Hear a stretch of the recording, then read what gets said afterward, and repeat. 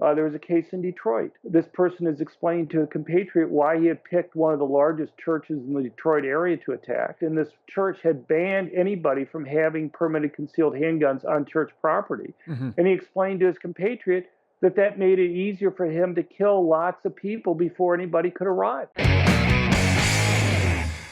So this man has actually written the book, The War on Guns, so you can imagine why we would want to have him on right now. You can follow him on the Twitter at John R. Lott, L-O-T-T Jr. Mr. John Lott, thank you for being here, sir. Oh, it's great to talk to you. Thanks for having me on. We're super glad to have you on. So I know, listen, I mean, we've talked about guns quite a bit, and you and I were just talking off air about how it's a surprisingly winning issue with younger people. And often a lot of people on the right aren't aware of just how much of a winning issue it is. We've had to run-ins with Vox, and I know that you have. So let's start with this. Right now, obviously, this gun debate is being, I mean, so much of it is just, it's a quagmire. Let's start separating it piece by piece with you, sir, the expert. Vox wrote a recent article, America's Unique Gun Violence Problem, and you basically deconstructed it point by point. How about you take us through that and what that experience was like? Well, they've had, I guess, a post with like 17 charts where they go and they claim that the United States is unique in terms of gun violence, that we're unique in terms of the rate that people own guns in the country. And obviously they draw a connection between the two, indicating that if we could only get rid of the guns, we'd end up reducing the level of violence in the United States. There's so many kind of different levels of problems with it. I mean, people don't even understand that there's a difference between murder and homicide. Right.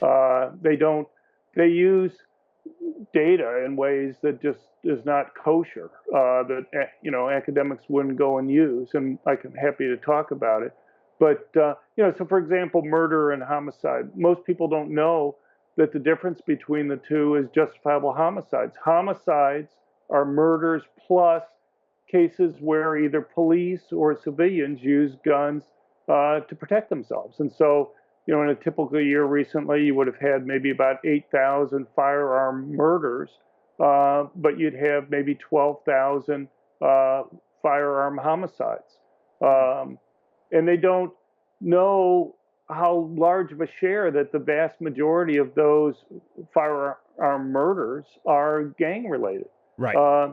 Do you think they don't know at this point? I mean, you're an academic, and some of them at Vox can be argued are academics. Do you think they don't know? Kind of like Obama on the wage myth. Yes, it's like President Obama on the wage gap. You're going, you have Google too. Google, or is he trying to push a message? Do you really think they don't know at this point, or they're so entrenched in the agenda that they have to continue with it? Because I know your research shows the opposite might be true, which I'd like to get into. Right. Well, I mean, it's hard to get in people's heads to know what's actually motivating them on things. There are lots of prominent cases where numbers are put out where I just know they're fraudulent. So I suppose one of the more prominent examples, there's this guy named Adam Langford who has put together data, he says, on mass public shootings around the world, claiming that the United States makes up about a third of the mass shootings around the world, but only 4% of the world's population. I've been asking for the guy's data since it got attention in 2015. I mean, when it came out, he had the front page top above the fold of every major newspaper in the country and most of the minor ones. Yeah. It got coverage in at least 30 different countries. Got the mad fold in the back. You're like, 4%. No, you're absolutely. It's funny that you bring that up because we've done this quite a bit, and they don't send their sources. But I've not heard that one before. I know it's false right away because of the research we've done. When you look at mass shootings in places like the Honduras and South American countries, unless is he? Well, see, here's the problem. So you look at mass public shootings of 4 or more people. Right. In the United States, you're going to get all the cases, but so he's looking at data from the 1960s through 2012. Does anybody really believe that you're going to be able to find all the mass public shootings in Africa or South America or Central America in the late 60s, right, in the 70s? I mean, it's not like keepers. Yeah.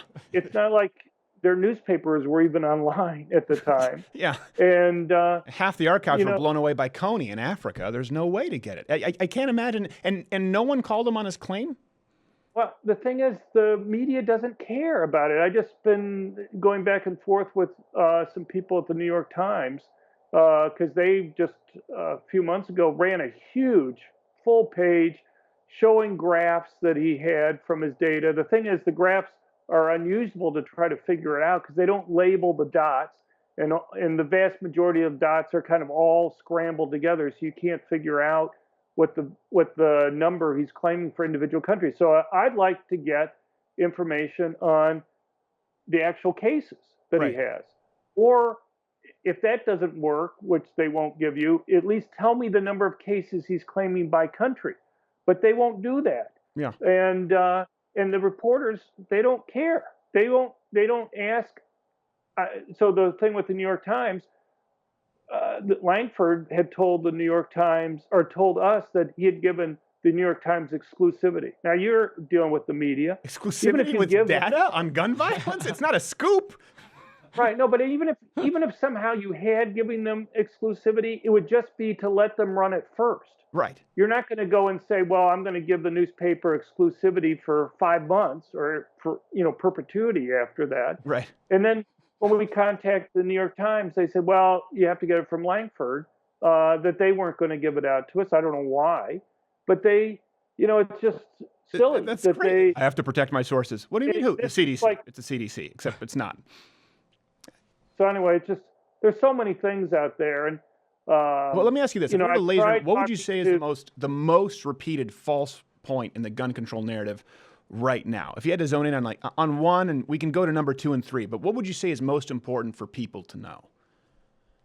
I suppose maybe the simplest thing is just how do you make comparisons across places? So you'll see people say, well, look, the United Kingdom has very strict gun control, very few guns are owned, and they have a low homicide rate compared to the United States. And they say, therefore, that means that it's the strict gun control that's causing the low crime rate there. Mm-hmm. The problem is that if you look before they had the gun control laws, they had an even lower homicide rate. Right. That when they passed the different gun control laws, their homicide rate went up. It was still lower than the United States. But given that it was even lower before they had the gun control laws, it's hard to go and say they have a low homicide rate because of the gun control laws. There's obviously other things that vary across countries and places that are accounting for the difference there. Well, I feel as though they've moved even away from that. You can correct me if I'm wrong, but again, we deal in this world quite a bit with Vox and with HuffPo, and of course they point to the Australian mandatory buyback. They don't tell you it's a mandatory buyback, because no one wants to take your guns away, by the way, in case you were paranoid. But they've moved away, it seems, from for example, gun homicide. They've moved entirely just to gun-related homicide because the violent crime rates are actually worse in a lot of these countries with strict gun control. We see their the facts murder a lot. rate. Yes. Yeah, and so, a lot of countries don't report murder rates. Right. And also, one of the things is that there's a much bigger difference between homicides and murders in the United States than there is most other countries. We have people defend themselves more here in the United States. And so you have, a bigger gap that's there. But you mentioned the Australia stuff. The Australia stuff, I don't know, hoax or whatever. It's just complete misinformation. So I'll just give you a simple example. They'll go and they'll say that firearm homicides were lower after the 96, 97 buyback than they were before. And that's true. But the thing is, it was falling for 15 years prior to the buyback, and it was falling afterwards, but at a slower rate. Right. And so, if it were falling at a faster rate, or there was a kind of a big downward jump right at that time, it would make more sense. But if it's falling before, if you have a straight line and it's falling over the entire period, you could pick any year, right, and the after average would be below the before average. You wouldn't take that as evidence that any of those years were somehow crucial for changing the levels that were occurring there in terms of firearm homicides. The other thing is, that's never mentioned, it's true they had this big buyback. About a third of the guns were bought back in 96 and 97. But people were then able to go out and buy guns again. And by 2010, the gun ownership rate in Australia was actually above what it was prior to the buyback. So if they're right about this, what you should have seen is a big, sharp, immediate drop and then an increase over time. And that's not what you observed. Well, we've written about that quite a bit. And isn't it also true that you see the same trend in New Zealand, which would be the most comparable country as well during that same period of time, and they didn't have the mandatory buyback? Yeah, well, you definitely, exactly right. You don't see it in terms of the mass public shooting. I mean, you see the same trend in terms of mass public shootings. Right. Look, New Zealand actually had a bigger drop in the rate of mass public shootings at the same time than Australia did, and yet they didn't pass any laws that would be related to this. Exactly. And that was during the time also, the Hobbit trilogy was released, so people were on edge. That must be it. I think that was key. So, it's hard to compare across countries. A good example of that is infant mortality rates. We've talked about this with healthcare quite a bit. When people try to bring up socialized healthcare, they say, well, these other countries spend less and it's better. Really, the only barometer that's used when they're talking about that is polling data by subjective measurements where they ask people, are you satisfied with your health care? And people say, yes. But if you look at wait times in emergency rooms, the United States is better. If you look at mortality rates from serious illnesses. Objective empirical data. Empirical data. Some would say. Yes, which isn't necessarily the realm sometimes of our political opposition when they're dealing with these topics. Have you found it hard to find someone who's willing to step up, like you said, with these sources, but to have a conversation or debate? Because I know the New York Times just ran today a piece saying how to have the gun control argument today. And I don't know if you saw this in the opinion page. And I was going, well, hold on a second. You didn't just have an argument. You just wrote an op-ed. You still have yet to have an argument. Yeah. Look, I'll tell you, the gun control people have an agreement among themselves not to debate me. And I think there are a couple reasons for that. One is for TV shows, they'll usually want to have people from both sides. And if everybody from the different gun control groups don't want to debate me, I mean, I can't tell you the number of times I'll get a call from CNN or somebody, be driving into the studio, and I'm like 5 minutes away from the studio, and I'll get a call from the producer saying, well, we're going to have to go a different direction. None of the Bloomberg people, when we told them that you were going to be on the air, said that we had to get somebody else. They said they'd rather book a gay guy who was a former Republican and supports sensible gun control measures. That's a better conversation. We're going to go with that one. Let me ask you this, since we can't compare across different countries, and I've talked about we can look at things across countries, but you have to do it in a particular way. So, for example, I'll give you a simple question, and that is, can you name me one place in the world that's banned guns, either all guns or all handguns, and seen murder rates fall or even stay the same? Every single place that's banned guns has seen increases, often very large increases in murder rates. And they would say Japan. What about Japan? That's the example they often use. And I know the answer, but I figured I'd toss it out there. Right. Well, the thing is with Japan, you want to look before and after they have the gun control laws. Right. Japan's had a low murder rate as long as we have numbers from them. And they've had very strict gun control laws since the 1700s. Only samurai were basically legally able to go and own guns. So, you want to have something where we can say, like when the UK banned handguns in January 97, their homicide rate went up 50% over the next 8 years. You see similar increases. So you look at island nations, because gun control advocates will say, okay, well, it's true, but murder and violent crime went up in Chicago and Washington, D.C. after we had bans. But that's not really a fair comparison, they'll say, because people could go and get guns from, rest of Illinois or Indiana or Maryland or Virginia.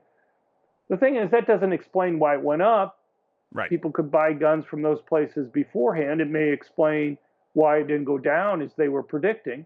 Though, if they really believe that caused it to go up, it'd be kind of nice if they had shared that secret with people before the bans were passed. Right. But even if you look at island nations that can't go and blame a neighbor, you see every single time that you've had a ban, murder rates have gone up, often 5, 6, 7-fold after bans have been in place. And turns out that This is there's murder as opposed to homicide. I want to make sure we're getting our right, both. Well, I mean, both murder and homicide, depending upon how the place measures it. Right. Not everybody measures murder, but you see an increase in both of those. And for most countries, murder and homicide are much more close to each other than is true in the United States. Right. But you'd think it would cause gun control advocates some pause. Usually the response you'll get back is, "Well, we're not talking about banning guns," but the one is I don't believe that. I think they would like to ban guns if they could. But two, the point stands for other laws. You have to ask yourself who's most likely to obey the different gun control laws that you have. The reason why murder rates go up after bans is that it's the most law-abiding good citizens who turn in their guns, not the criminals so much. And to the extent that you disarm law-abiding citizens relative to criminals, you actually make it easier for them to go and commit crimes. And that's true for gun control generally. So Sure. I'm not to mention the moral reprehensibility of forbidding someone their God-given right to protect themselves. It to me is immoral to say, well, this woman doesn't have a right to defend herself because David Hogg was on CNN once. But one thing I would like to kind of hone in on here, we just talked about different countries, but something they bring up, I know they bring up quite a bit, and Vox has done this. I'd like to ask you, do states, so now for stateside where we have obviously a consistent measurement, homicides, murders, do states overall, you just listed Chicago, but states with stricter gun control laws, can they argue that states with stricter gun control laws have lower gun crime? Lower overall crime? No, the opposite's clearly true. What you have to do is essentially deal with the same point that we dealt with when we're talking about the UK. Mm-hmm. You have to deal with what were the different crime rates across these places or murder rates before they had these gun laws, and to see how they change after they've adopted them. So you want to kind of pull out kind of the pre-existing average differences across places. And as soon as you do that, you see, in fact, that the places with the stricter gun control laws have much higher murder rates that are there, much higher homicide rates, much higher overall gun deaths, even if you include suicides in there. Well, what would we use as examples as far as states or cities with those kinds of laws and high violent crime rates? Well, the point is how it changes kind of before and after. If they go to the post that we put up on responding to the Vox thing, because you're right, that's one of the things that they put up there. We have a diagram that basically uses something from the Brady campaign, which is a gun control group. Every year since 2001, they put out an index of gun control laws in different places, in different states. Mm-hmm. And you can see very clearly that as states have had their number of gun control laws increase, you'll see an increase in homicides or firearm homicides or murders, however you want to break it down. The loosest gun laws in the country, a lot of people don't know, is Vermont. Vermont is the one place in the country, I think maybe Arizona now, but you can purchase a firearm in Vermont. Then you can carry it open or concealed, no permit. Hard to reverse all that right now. I know they are now, but that's for optics. Yeah. Right. Up until literally just the last, I guess now, Vermont has had no other state gun control laws on its own. The only gun control laws there are the federal laws that are there. But you have 14 states now that have similar types of concealed carry laws to Vermont, where you don't need to have a permit to carry within those states. There are 12 states which are exactly like Vermont, where you don't need to have a permit to carry any place in the state. And then there are 2 other states, Montana and Arkansas, where you don't need to have a permit in the vast majority of the state, but in some places you do. And, most of these states' laws are fairly recent, but just like with concealed carry to begin with, there hasn't been the types of bad things that people have been claiming. And, the big benefit of this is who benefits the most from carrying. And my research indicates it's basically the people who are most likely to be victims of violent crime. And that overwhelmingly tends to be poor blacks who live in high crime urban areas. So you have a state like Illinois, they allow concealed carry now. but it costs about $450 to go through the process to go and get a concealed carry permit. Wow. Well, who do you think you're stopping from getting a concealed carry permit when it costs $450? And it's just not the cost. It's illegal to go and carry even a permanent concealed handgun on public transportation. There are no training places in the city of Chicago. So if you're a poor person and you have to get 16 hours of training, it's kind of like they checked off every box. Is it expensive? Yes. Do we make it so that you can't take public transportation to go there? Yes. Are there no training facilities anywhere near, remotely close to where you live that we allow? Yes. It's saying, what can we do here to make it so that the very people, poor blacks, who are most likely to be victims of violent crime, can't qualify to go and legally carry a concealed handgun? You have these so-called constitutional states.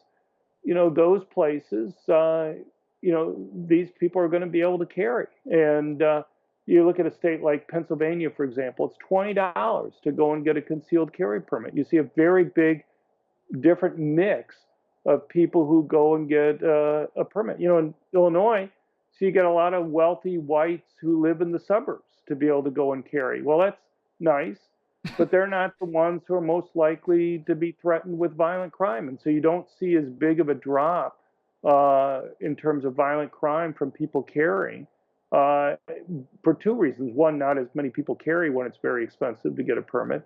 But two, you're not having the right people carry. Right. Well, that's an interesting point. Were you going to say something there, John? Oh, no, I think Pennsylvania actually has the largest number of concealed carry holders, I think, in the states. I'm not sure if that's per capita or if that's for overall. Well, Florida has the most, but Pennsylvania is second. Second, okay. Okay.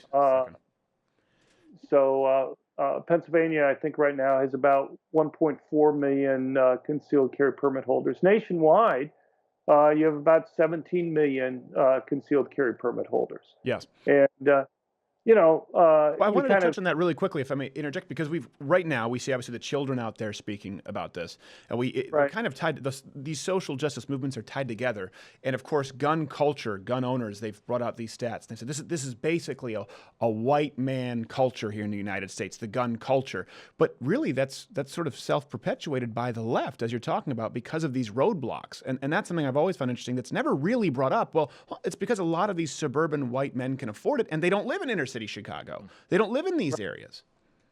No, it's an important point. Look, you look nationwide, you get about 11%, a little bit over 11%, 12% of concealed carry permit holders are black for the states that we have that data. You look at some place like Los Angeles, where I was able to get the actual list of permit holders there.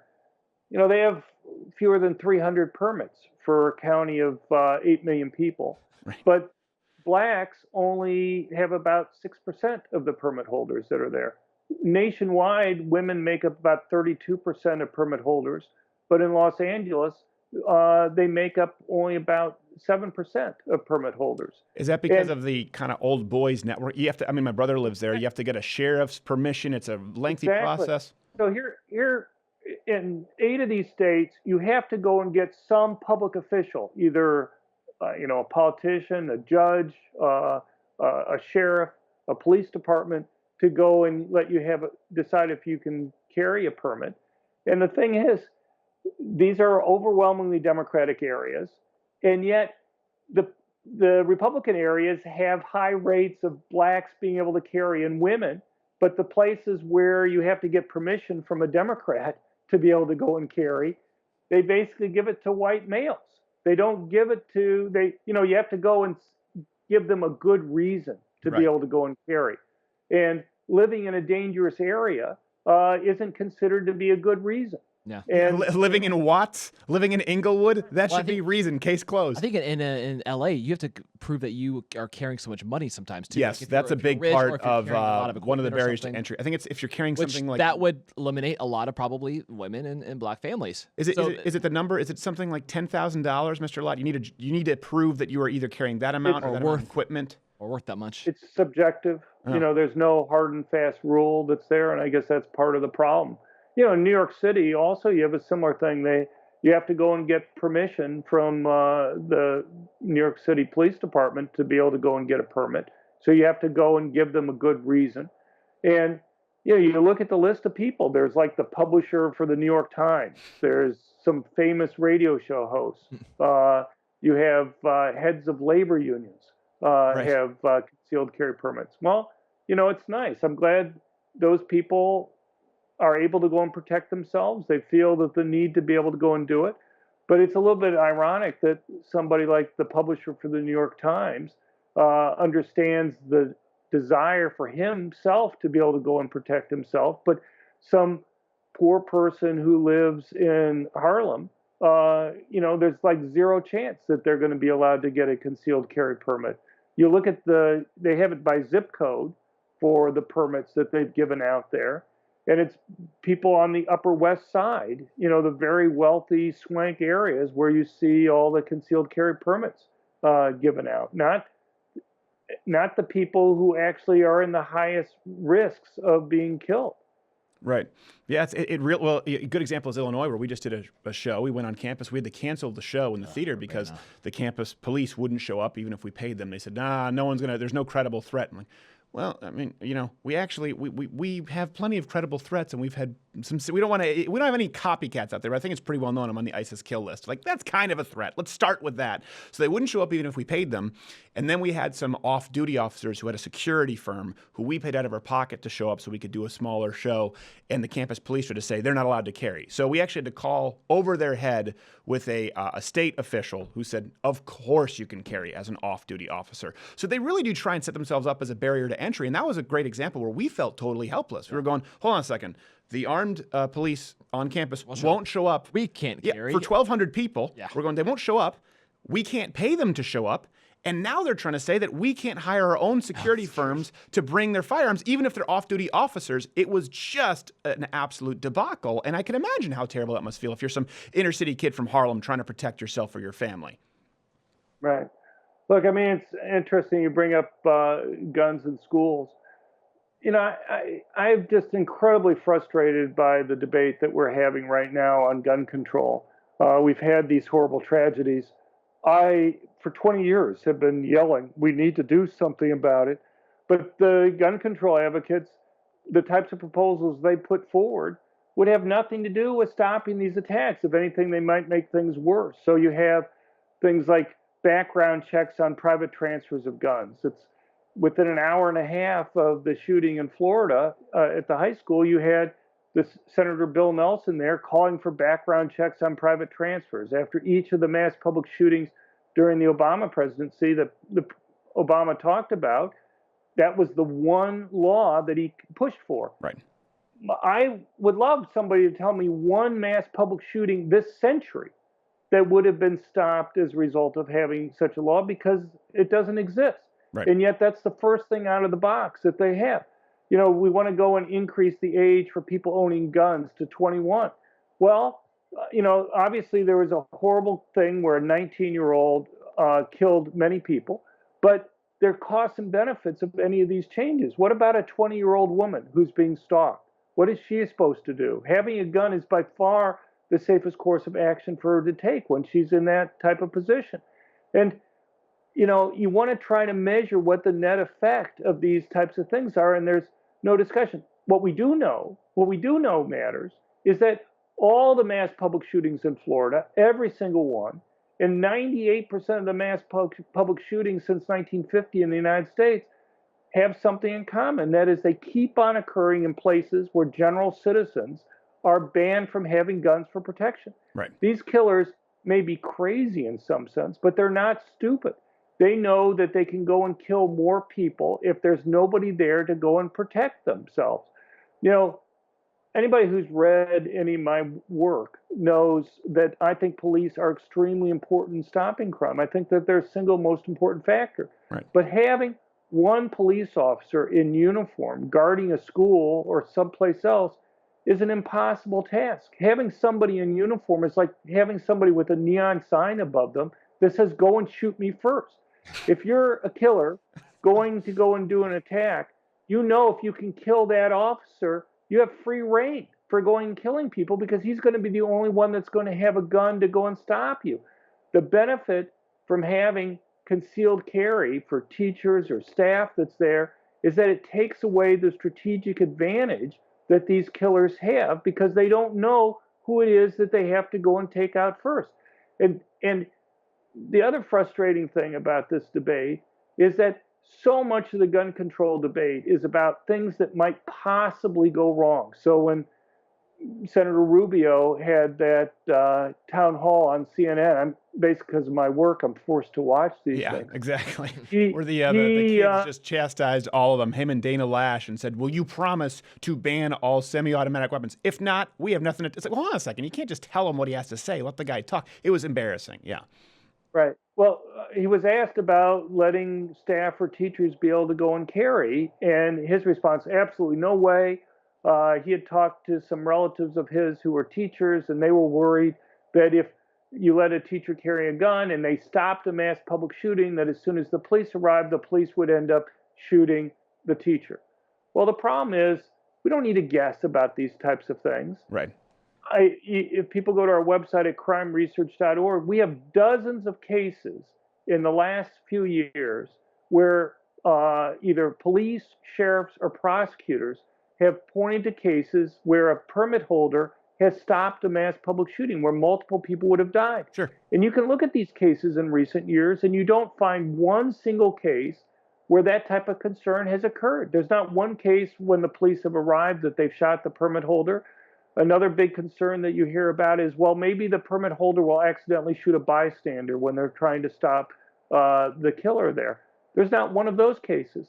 You know, are these things possible? Sure, they're possible. But at least it would be something more for us to focus on if you could actually point to examples where something like that has occurred rather than bringing up possibility. I'll give you one other example of this. After 9/11, I was asked by several of the airline pilots unions to help them be able to go and carry guns with them on planes to protect in case terrorist attacks. And I didn't know some of these details before I started helping them, but you know, you'd go into like a senator's office and the senator would go and raise concerns about, well, what happens if both the pilots have guns and they get into an argument and they shoot each other and you have a locked door and you have two dead pilots? Well, what are you going to do then? And the thing is, a double homicide at the same time, like it's like Rocky III, where they're going there and they right at the bell knock each other out. Yeah, I know. It's these what ifs. They get into the realm of the absurd. Well, but the thing is, what most people don't know is from 1923 until 1963, all commercial airline pilots in the United States were mandated to carry a loaded handgun with them at all times. It's a type of rule that went into effect back in the early 20s because the U.S. Postal Service started hiring planes to carry the mail. And, you know, you have a biplane crash in a cornfield someplace. They wanted to make sure that the pilot could go and guard the mail and keep it from being stolen. And they didn't know, you know, you wouldn't know until maybe the last moment whether the plane would be carrying mail, so they mandated it. Right. Well, 40 years later, they still had the same rule in effect. And but the thing is, and then until 1979, they were allowed to carry a gun if they wanted to. Any double shot kills, two dead pilots in cockpits? Any? No. No? Not even one? In fact, you can't find, with hundreds of millions of flights, you can't find one single case where a pilot committed a crime with his handgun there. You can find a few dozen cases where the pilots actually used their guns to stop crimes from occurring, but you know. And if that was in the 30s or 40s, those pilots were drunk. No, I think it is remarkable, isn't it? Funny that we talked about Australia and the UK, where they take these very, very weak correlations to attribute causation. But when you say, hold on a second, in the United States, 98% of all mass shootings occurring in gun-free zones, and you can't point to any crimes that you're talking about hypothetical, and they go, well, causation isn't a correlation. I'm a little murky on it. By the way, Rocky II, I misquoted. I know I was going to be fact-checked on that. I had to correct myself. It was Rocky II when it occurred. Well, yeah, I don't know. No examples of these at all in the hypothetical. Even if you get into those examples, right? What if they killed a bystander? Well, hold on a second. 16 were killed anyway at this point.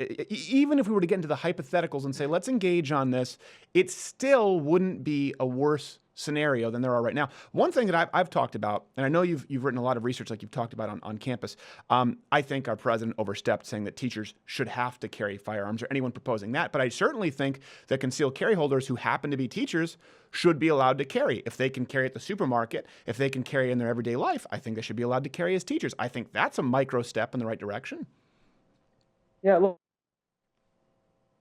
now that to varying degrees have teachers and staff carry. In Texas, you were mentioning Texas earlier. As of last fall, they had 172 school districts in Texas where staff and teachers carry. In Ohio, you have over 100 school districts. In Utah, it looks like about 5% of the teachers actively carry, and about 10 to 12% of the support staff carry. You look across these 18 states, if one of these teachers had a situation where they lost control of a gun and somebody had gotten a hold of it, it would get massive national news coverage. Right. If you had accidental gun deaths that had occurred, you'd get massive national news coverage that are there. For K through 12, there's one case in Utah where a teacher a few years ago accidentally, after school hours, fired her permitted concealed handgun and killed the toilet. She accidentally shot a toilet in the bathroom. It sounds like that was an embarrassing toilet situation before she shot it. That was her ticket out. She's like, think fast. Say, I'll just shoot it. That's less embarrassing than what occurred in here. Right. Negligent discharge. Yeah, who knows? But, and that's if there are a couple other cases, but those are when they have like firearms training classes outside of school hours on school property. If you have firearms training classes and people are handling the gun, that's a completely different type of situation than when you're talking about, actual kind of normal school situations that are going on. And, it seems like we should be able to have an easy debate on this type of thing, but it's something that's really not even considered in terms of looking at the experience that these other places have had. I'd love to live in a world where there's not violence, but given that we do, what are we going to do to try to stop this? And, and it's just not, you have statements from these killers about why they picked the targets that they did. They understand themselves. People may have heard about the Aurora Batman movie theater shooter and the statements he left, or the Charleston church shooter, about why they picked the targets. They had other targets, but they were worried about security or other people having guns at those places. You have a case that probably people haven't heard about. About a year and a half or so ago, there was a case in Detroit where a father was concerned about his son's involvement with ISIS, had gone and contacted the FBI. The FBI recorded his telephone conversations, and they have an amazingly chilling conversation where this person is explaining to a compatriot why he had picked one of the largest churches in the Detroit area to attack, that he had checked and this church had banned anybody from having permitted concealed handguns on church property. And he explained to his compatriot that made it easier for him to kill lots of people before anybody could arrive. And you look at the statistical evidence on this stuff. Right to carry states like Texas or Florida or Pennsylvania or whatever, you're able to go and carry your permitted concealed handgun in 97, 98, 99% of the state. And yet, these attacks, to the extent that they keep on occurring in those tiny areas within the state where people aren't allowed to have guns. Right. The Batman movie theater shooter, you had 7 movie theaters showing the premiere of the Batman movie within a 20-minute drive of the killer's apartment. Only one of those movie theaters posted signs banning permitted concealed handguns. He didn't go to the one that was closest to his home. He didn't go to the one that had the largest auditoriums in the state. He went to the one that posted signs banning people from having guns for protection. Right. The Lafayette movie theater, the same thing. You look at the mall attacks. Omaha, Nebraska, you have like 8 enclosed malls. Only one posted signs. It was the one that was farthest from the killer's home. That's the one he goes to. Similar story with the Kansas City mall shooting, with the Salt Lake City mall shooting, the Portland, Oregon mall shooting. It's almost reflective of that 98% gun-free statistic, as though they go out of their way to find them. They're mentally ill, but not that mentally ill, apparently. Right, exactly. They're mentally ill, but acute. Yes. Because they have good transportation, I guess. They're probably not taking public transit because you can't carry on public transit. Well, this is very interesting. I know, obviously, the book is The War on Guns. We have to get going, but crimeresearch.org is where people can go. Let me ask you this final question before we go. I've always said this with the gun control debate right now in this country, particularly if you look at the recent assault weapons ban proposal, particularly if you look at the dissenting opinions with Heller versus D.C. arguing private citizens have no right to carry firearms whatsoever. We never hear about no right to self-defense. Exactly. In those decisions. It's insane. It really is scary that we're one vote away from that. But I've always said there's the battle of the informed and people who know nothing about firearms. That's kind of this discussion. Now, there are other political gray areas. Firearm ownership is not one of them. Why do you think, then, the media, New York Times, why are they so hell-bent on pushing gun control? Why do you think that is? Closing thought. I think people, including people in the media, get impacted by the media coverage over time. If you I know my views have changed a lot over the years that I've been doing this research. I was probably as affected by the media coverage as much as anybody else. If you constantly hear about bad things that happen with guns and never hear about the benefits, or rarely do, who can you blame for having much more negative views? As I say, in recent years, I have dozens of cases where mass public shootings have been stopped by concealed carry permit holders. These cases just don't get national news coverage. Some of them are dramatic cases. A couple, there's film of the person doing the heroic action. When I've gone to news bureaus saying, for sure, they'll cover it with the film here, I've been told, well, it would just be political for us to go and run a story on this. It just... let's trot out the kids from Florida. A chilling example. We did this on a Dallas campus where we asked people. This was right after Parkland, Florida. They talked about that shooting. We asked these same students. They were about 3 hours away from the Sutherland Springs shooting. We had Stephen Williford on this show before any other news show, because no one else was probably going to give him a fair shake. This guy stopped him. He was an NRA-certified instructor, for people who don't know, stopped the bad guy with an AR-15 who shot up a church. More deadly than Parkland, Florida. We asked the students, was this at UT Dallas, or where was it? Yeah, UT Dallas. I think it was UT Dallas. I might be mistaken. I don't know if it was SMU, TCU, or UT Dallas. They all knew about Parkland. I asked them if they'd heard of the Sutherland Springs shooting. Not a single student even knew about it, and no one about how it Stephen Williford. Yeah, look, I can give you tons of examples. You have the Pulse nightclub shooting that occurred in Florida. Florida is one of only 10 states that ban permanent concealed handguns in nightclubs. 10 days after the Pulse shooting, where 49 people were killed, there was an attack that occurred at a nightclub in South Carolina. The difference is that South Carolina allows people to carry permanent concealed handguns in nightclubs. The shooter had wounded 3 people. Apparently, he had like 100 rounds of ammunition on him, and he was continuing to fire. And at that point, a concealed carry permit holder pulled out his gun and seriously wounded the attacker. There's like no national news coverage. I thought for sure, given the sensitivity we just had about mass public shooting at a nightclub just 10 days earlier in Florida, this would get some national news coverage. You can get quotes from there for the local sheriff saying that he's convinced that if the permit holder wasn't there, there would have been a lot of fatalities that would have occurred. Yep. And then it would have gotten national news coverage.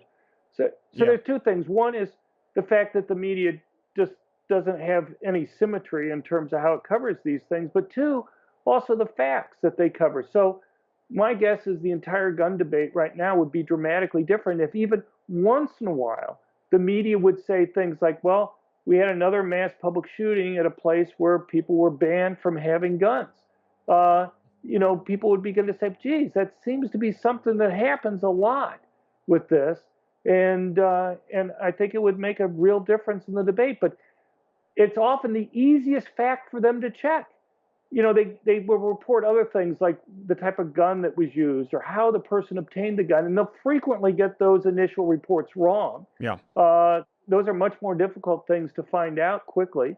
Even if even if you don't look up the law, if you just have a pair of binoculars, you can see whether the movie theater has a posted sign out front or not there, even if they can't get close to the movie theater. Even just the recent YouTube shooting. It's one of those things. I find it, HuffPost said, this is the face of domestic terrorism when there was Dylan Roof. YouTube shooting, they have a picture of the police officer, and it says, suspect being held, no motive yet. Well, hold on, we don't need the motive. Show the picture of the suspect. Of course, it was an Iranian PETA vegan activist. And pretty sure Google, YouTube, gun-free zone. Yeah, certainly in that area. Can't say that because Don Lemon has an opinion. Exactly, because Don Lemon sitting there, he's influenced by the media. He's going, well, this statistic comes from Ghost of Dead Johnny Don Lemon. Wow, I must. Well, you know, San Francisco County. I'm not sure if this was in San Francisco County or the county right below it, but San Francisco County for many years would have one concealed carry permit holder or two, but the one that had it was the sheriff's personal lawyer. Right. He was the one person in the county who was allowed to go and carry a permanent concealed handgun. Yeah. You know, it's not like they'd be going to a Target where people were going to be able to go and protect themselves. It is a sad state of affairs. That is, again, John Lott. You can follow him on the Twitter at John R. Lott Jr. The book is The War on Guns. Highly recommend it. crimeresearch.org. Mr. Lott, thank you for taking the time, sir. I really appreciate it. And hopefully some people have learned something new today. Thank you again. Well, thank you. Hey, did you like this video? Of course you did. Unless there's something wrong with you, in which case you can comment below. What's your problem with this video? We want to hear from you, and we promise you 100%, I give you, my word is my bond, we'll answer every single negative comment. For those who are normal, you can leave a thumbs up and subscribe.